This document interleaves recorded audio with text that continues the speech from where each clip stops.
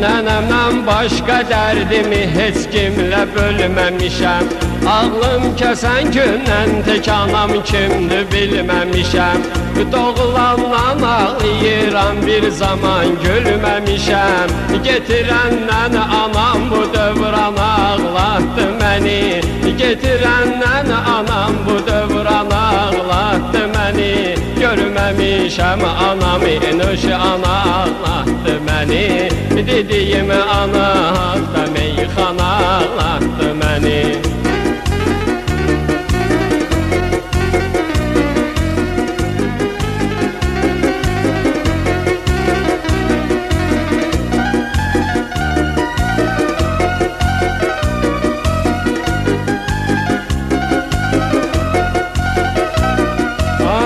Nənəm əziyyət çəkibdi bu boyda edib boyumu. Həyif o da getdi etmədi götür boyumu. Kimsəsiz qaldım həyatda tək eylədim toyumu. Dedim toyda gülərəm toyxana ağlatdı məni.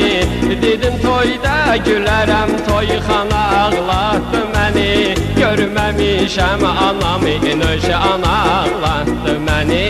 Dediyim ana haqda meyxana ağlatdı məni.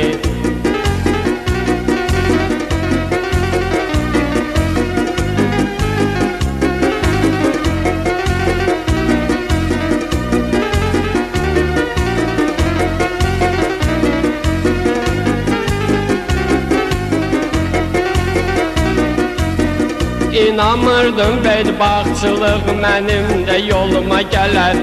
Dedim atam da çıxar bir qüvvədə qoluma gələr.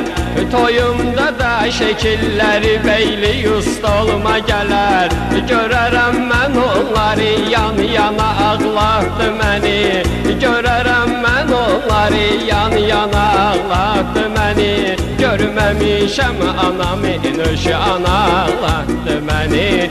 Dediyim ana haqda meyxana ağlatdı məni.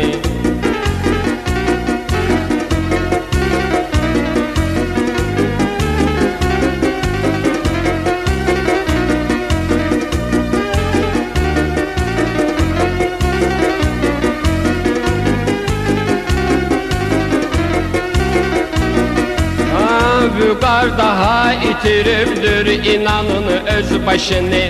Ölsə ana sözü ilə yazdırarsız başdaşını. Bir gündə gördü nənəm yaman tökürəm göz